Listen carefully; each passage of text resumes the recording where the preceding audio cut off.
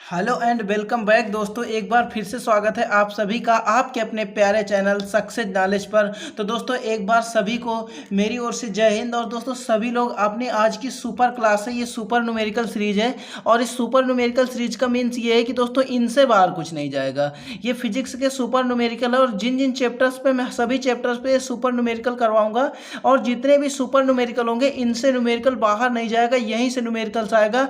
Physics में अगर आप 90+ लाना चाहते हो, आपका सपना है 98% तक 2020 एग्जाम पर लाए हुए बच्चे हैं जिनकी डिस्क्रिप्शन बॉक्स में मैंने प्रूफ दिया है, तो आप भी 98 क्या 99 लाएंगे अगर मेरी हर वीडियो देखेंगे और हर लेक्चर को एक्सेप्ट करेंगे और नोट्स बनाएंगे। कंप्लीट पीडीएफ पाने के लिए मेरे टेलीग्राम चैनल को ज्वाइन कर लीजिए। फिजिक्स बाय सोनू सर से चैनल बना हुआ है।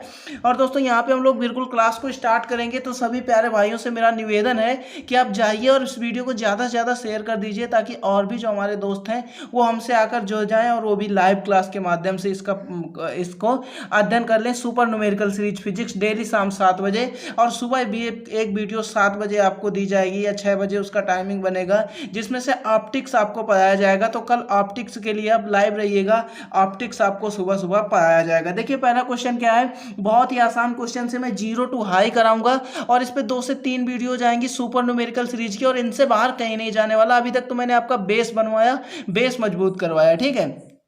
आइए देखिए, लिखा गया है तांबे के मुक्त इलेक्ट्रॉनों की संख्या। मुझे ये बताइए, जब मैंने आपको ओम्स लॉ पढ़ाया था तो वहां पे एन क्या बताया था, मुक्त इलेक्ट्रॉनों की संख्या। या फिर जब अनुगमन वेग के आधार पर ओम अनुगमन वेग बताया था तो वहां पे आई बराबर यानी वीडी बताया था, उस पर क्या बताया था, एन क्या है, इलेक्ट्रॉनों की संख्या। तो यहाँ पे दिया गया है तांबे के मुक्त इलेक्ट्रॉनों की संख्या का घनत्व 8.5 इंटू 10 की पावर प्रति मीटर क्यूब है। कितना है, प्रति मीटर क्यूब। तो हमें पता चल गया ये एन की वैल्यू है, तो हम लोग इसे लिख लेंगे एन बराबर कितना दिया गया है, 8.5 इंटू 10 की पावर 28। देखिए दोस्तों न्यूमेरिकल करने के बहुत सारे आपको यूट्यूब पर वीडियोज मिल जाएंगी कि न्यूमेरिकल कैसे करें, चुटकियों में करें। ऐसा कुछ नहीं होता दोस्तों, आपको कॉन्सेप्ट क्लियर करना होता है। कॉन्सेप्ट क्लियर करने के बाद सुपर न्यूमेरिकल, एक मस्त मस्त न्यूमेरिकल, इस सुपर न्यूमेरिकल में आपको फ्री में दे रहा हूँ, फ्री ऑफ कॉस्ट दे रहा हूँ, वरना ये पेड बैच होता था। अब मैं ये लॉकडाउन के कारण सब कुछ फ्री कर दिया हूं, तो बस आपको शेयर करना ही फीस है और आप शेयर करके ही जरूर क्लास को अटेंड करें, ठीक है। तो एन बराबर ये दिया गया। इसके बाद कह रहा है 0.2 मीटर की लंबाई, तो एल इक्वल टू क्या दिया गया है, 0.2 मीटर की लंबाई।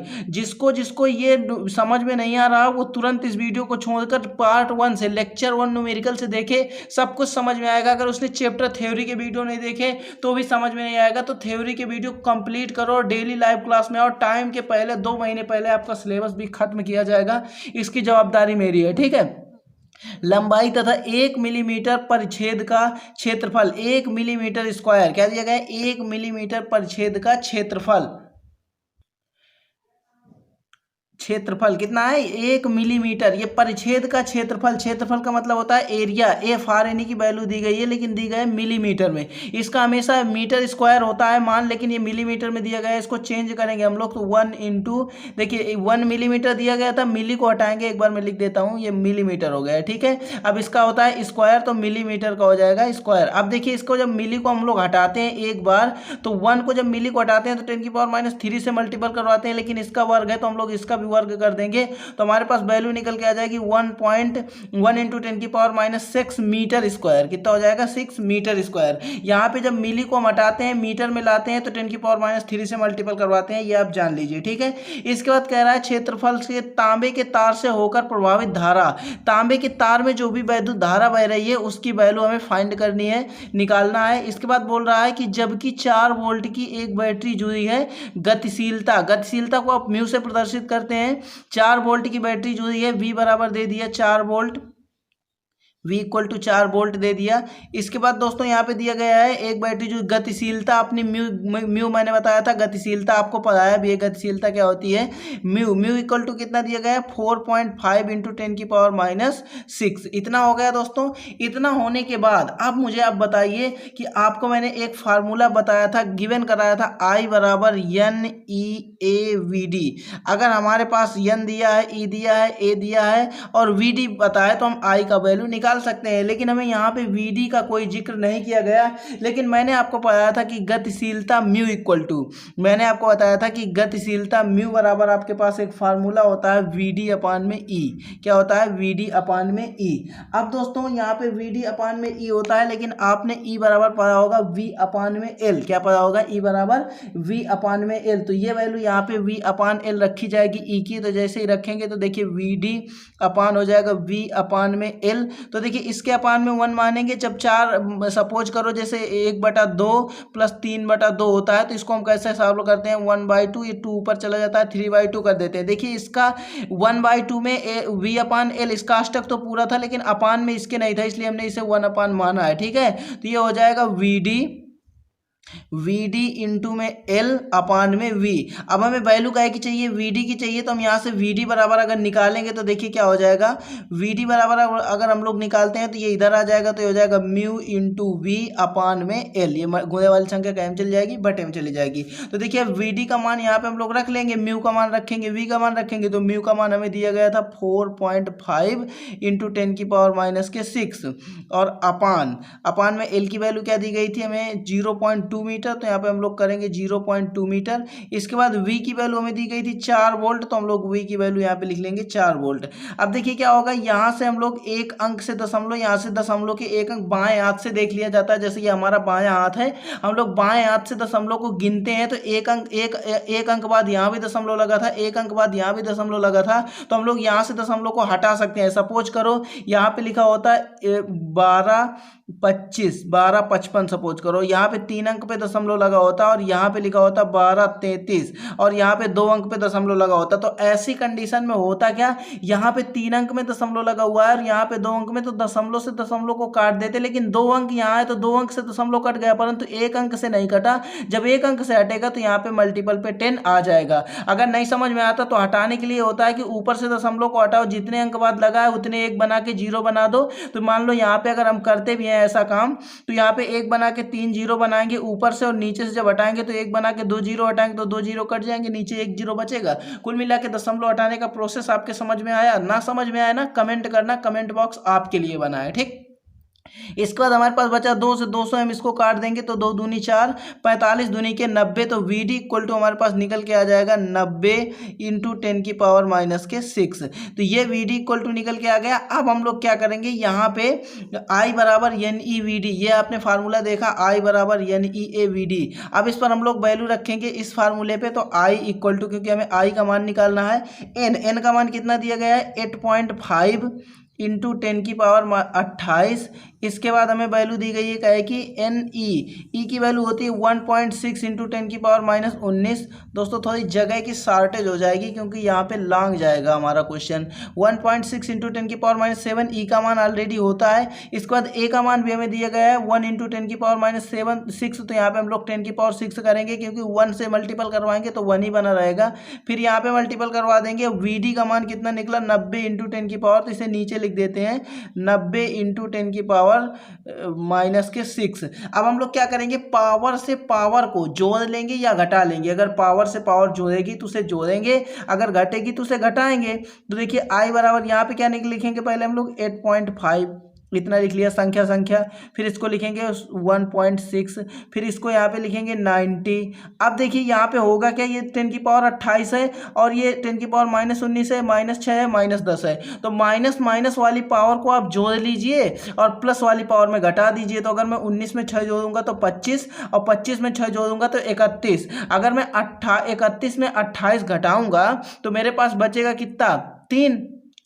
अब ये बताइए कि एक था 10⁻31 और एक था मेरे पास 10⁻28। अब पावर बढ़ी है ये वाली 31 वाली, तो साइन जो आंसर होगा वो माइनस में आएगा, यानी 10⁻3 बचेगा। तो यहाँ पे हम लोग सिंपल वे में लिख देंगे 10⁻3। अब देखिए क्या होगा, हम लोग को करना क्या है, 16 से हम लोग मल्टीपल करवा लेंगे। या देखिए इन 2 अंक में दशमलव है, या फिर पहले हम लोग मल्टीपल करवा लेते हैं। तो हम लोग पहले 9 का मल्टीपल करवाएंगे। तो देखिए यहाँ पे हम लोग करवा रहे हैं मल्टीपल। तो देखिए यहाँ पे 9 का मल्टीपल इस पे करवाइए तो 9 छक्का 54, पहले इसको उसी प्रकार लिख लीजिए 8.5। 9 छक्का 54 की 4, हासिल लगा 5। इसके बाद 9 1 9 9 9 5 14, तो 9 5 14, तो हम लोग यहाँ पे 14 लिख लेंगे। एक जीरो हमारा बचा, इसको लिख लेंगे। एक अंक के बाद दशमलव, तो यहाँ पे हम लोग क्या करेंगे, दशमलव लगा देंगे, ठीक है, इंटू 10 की पावर माइनस के 3। अब क्या होगा 8.5 यानी कि 85 गुणे 144 करना है हम लोग को, ठीक। तो हम लोग यहाँ पे कर लेते हैं 144 गुणे 85 या 85 गुणे 144। इसका स्क्रीनशॉट ले लीजिए क्योंकि ये थोड़ा सा मतलब लिखने में डिस्टर्ब हो जाएगा।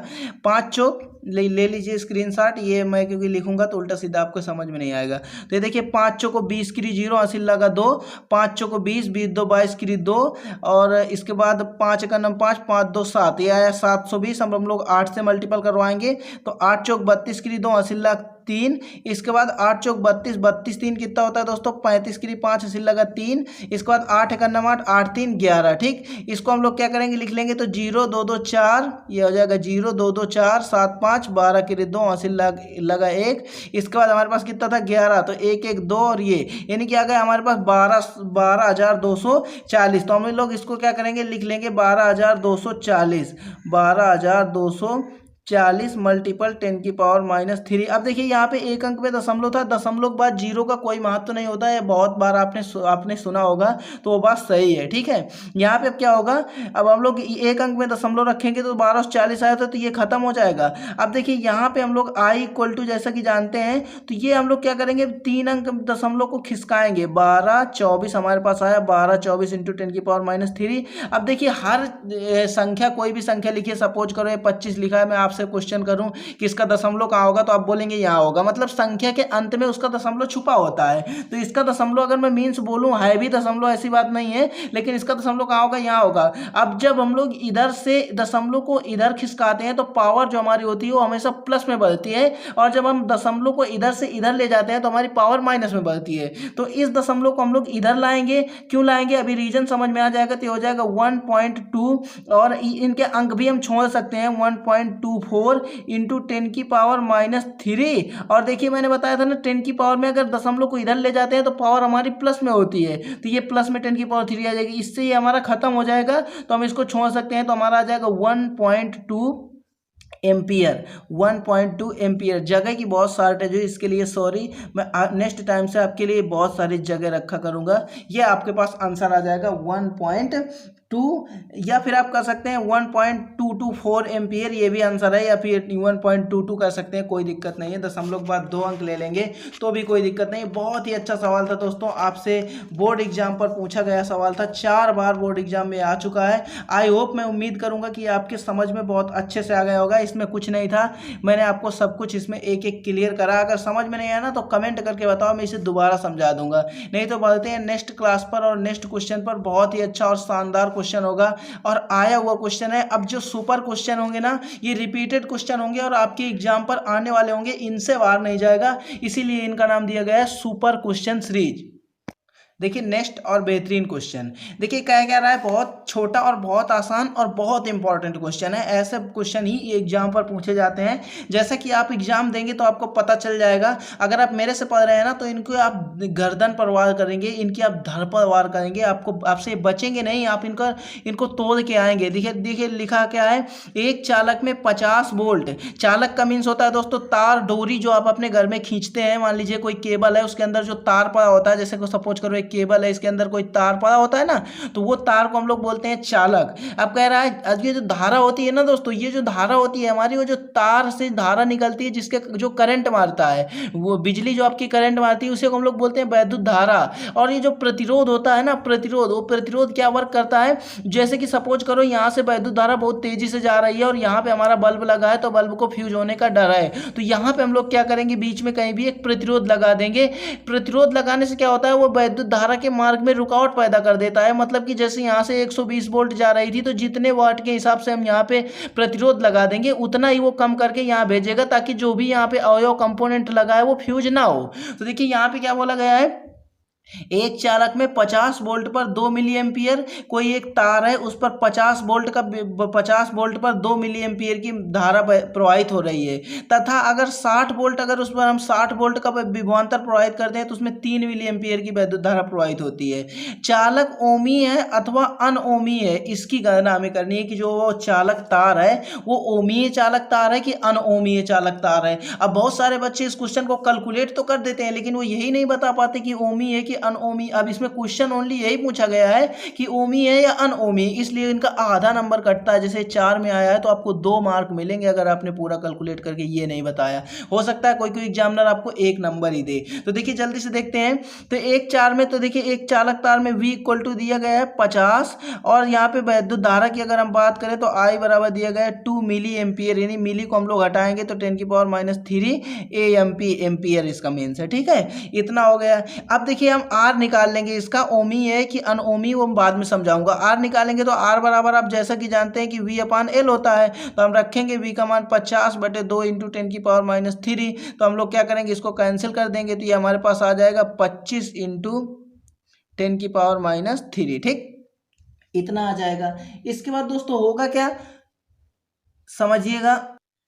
इसके बाद देखिए दोस्तों ये नीचे अपान में दिया गया 10⁻³ तो ऊपर जाएगा तो हो जाएगा 10⁻+3। अब इसके बाद देखिए यहाँ पे हमारे दूसरी नंबर पे कंडीशन है कि R1 मान लीजिए ये निकाल दिया, इसके बाद R2 निकाल दें तो V2 कितना दिया गया है 60, अब बटे फिर कितने ओम की वैद्युत धारा प्रवाहित होती है तो 3 मिली, तो मिली को हटाएंगे तो 10⁻³ से मल्टीपल करा देंगे जैसा कैसा अभी अभी मैंने किया। तो इसे काट देंगे तो 3 दूनी की 6 यानी 20 आ जाएगा, तो हो जाएगा 20 × 10⁻³।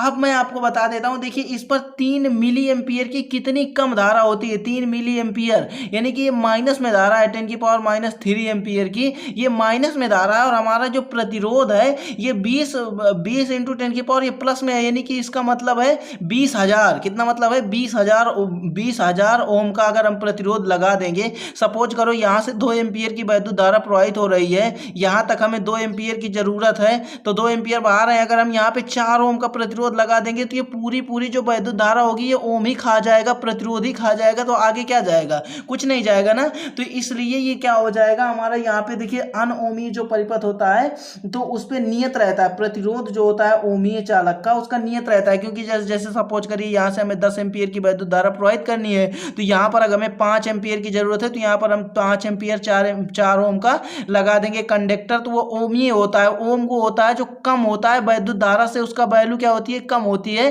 ताकि हम उसे लगाएं तो वैद्युत धारा हमारी नियत बाहर पहुंचती रहे जहां हमें कुछ जरूरत है। ये नहीं कि हम पता लगा दें धारा से तो हमारा जो प्रतिरोध है वो खत्म हो जाए। कुल मिला के कहने का मीन्स ये है कि जो वैद्युत धारा है उससे प्रतिरोध का मान छोटा होना चाहिए, तब वो ओमीय होगा, अगर बड़ा है तो वो अनओमीय होगा। तो देखिए वैद्युत धारा का मान हमारा छोटा है, परंतु ये हमारा इसमें देख लीजिए वैद्युत धारा का मान हमारा क्या था, छोटा था, लेकिन प्रतिरोध का मान बड़ा है। लेकिन यहाँ पे वैद्युत धारा का मान अगर बड़ा होता और प्रतिरोध का मान छोटा होता तब ओमीय होता, लेकिन यहाँ पे ये अपना हो जाएगा अनओमीय। क्या हो जाएगा, अनओमीय। ठीक है, अनओमीय। क्यों अनओमीय होगा मैंने अभी अभी आपको क्लियरली बता दिया। अब अगर समझ में ना आया हो ना तो कमेंट करिए, जल्दी से कमेंट करिए, अनओमीय होगा। ठीक है, अनओमीय क्यों होगा, क्योंकि ओम का जो मान है ये छोटा होना चाहिए वैद्युत धारा से, और ये वैद्युत धारा से बड़ा है, इसलिए ये अनओमीय होगा। चलिए नेक्स्ट क्वेश्चन की ओर। बहुत ही अच्छा क्वेश्चन, बहुत ही शानदार क्वेश्चन था ये।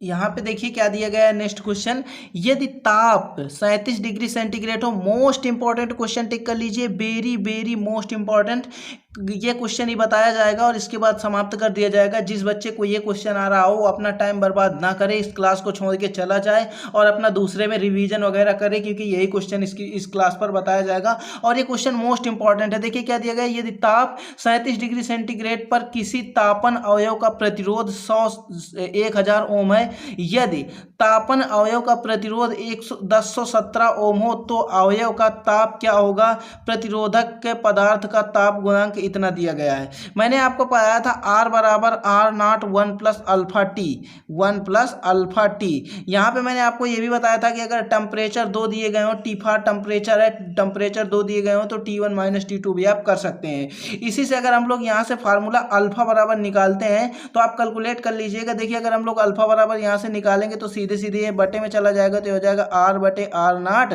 और ये 1 को इधर लाएंगे तो हो जाएगा -1, और अपान में ये चला आएगा T।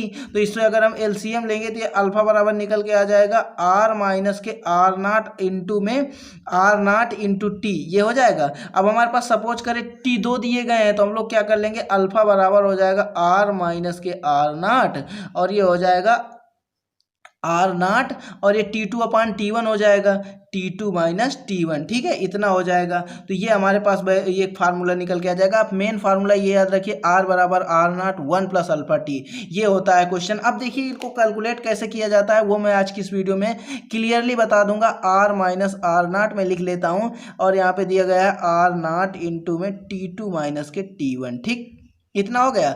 अब देखिए यहाँ पे क्या दिया गया है, यदि ताप का 37 डिग्री सेंटीग्रेड, देखिए ये डिग्री सेंटीग्रेड ये टेम्परेचर का मात्रक होता है। किसका मात्रक होता है, टेम्परेचर का मान होता है। तो तुरंत इसे क्लिक कीजिए, T1 है ये T1 हमें कितना दिया गया है, 37 डिग्री सेंटीग्रेड। और इसके बाद कह रहा है किसी तापन का अवयव का प्रतिरोध, प्रतिरोध क्या होता है R, जो कि दिया गया है 1000 ओम। तो इसको भी हम लिख लेंगे R1, R2 कर सकते हैं आप, कोई दिक्कत नहीं, मैं भी बताऊंगा। R1 बराबर कितना दिया गया है, 1000 ओम। ठीक, ये ओम का साइन होता है। इसके बाद कह रहा है कि यदि तापन प्रतिरोध का यदि कह रहा है तापन अवयव का प्रतिरोध 1017 ओम हो, तापन अवयव का प्रतिरोध कह रहा है, दूसरा प्रतिरोध कितना दिया है, 1017 ओम हो, तो कह रहा है कि तो अवयव का ताप क्या होगा, मतलब इस जो ये जो अवयव है ना, इसका ताप हमसे नहीं कि T2 की वैल्यू हमसे निकलवा रहा है वो। ठीक, हमसे क्या कर रहा है, T2 का मान निकलवा रहा है। इसके बाद क्या है, ये कह रहा है कि प्रतिरोधक का ताप गुणांक, ताप गुणांक हमारा होता है अल्फा। अल्फा क्या होता है, ताप गुणांक। अल्फा बराबर दिया गया 1.7 इंटू 10 की पावर -4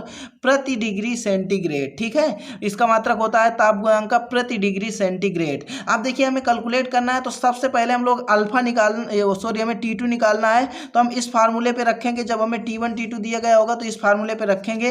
तो देखिए यहाँ पे चलते हैं, ज़्यादा हमारे पास पेज काफ़ी है, कोई दिक्कत नहीं है। तो यहाँ पे हम लोग लिखेंगे अल्फा बराबर, अब देखिए बड़े में छोटे वाले को घटाया जाता है। मेरी बात गौर से समझिए, दो प्रतिरोध जब दिए होंगे तो जो बड़ा प्रतिरोध होगा उसमें आप छोटे प्रतिरोध को घटाएंगे। तो 1017 माइनस के छोटे वाले में कितना है, 1000, तो इसको मैंने घटा दिया। R1 माइनस R2 होता है, जो बड़ा हो उसमें छोटे वाले को घटाया जाता है। ठीक, इसके बाद यहाँ पे R नॉट की वैल्यू हमें पता है, ये R नॉट की यही वैल्यू हमारे पास होगी, यही होगी। अभी अभी आपने यूज किया ना, R बराबर आर नॉट, तो आर नॉट का मान कितना रखें हमने, 1000, तो यहाँ भी आप 1000 रखेंगे।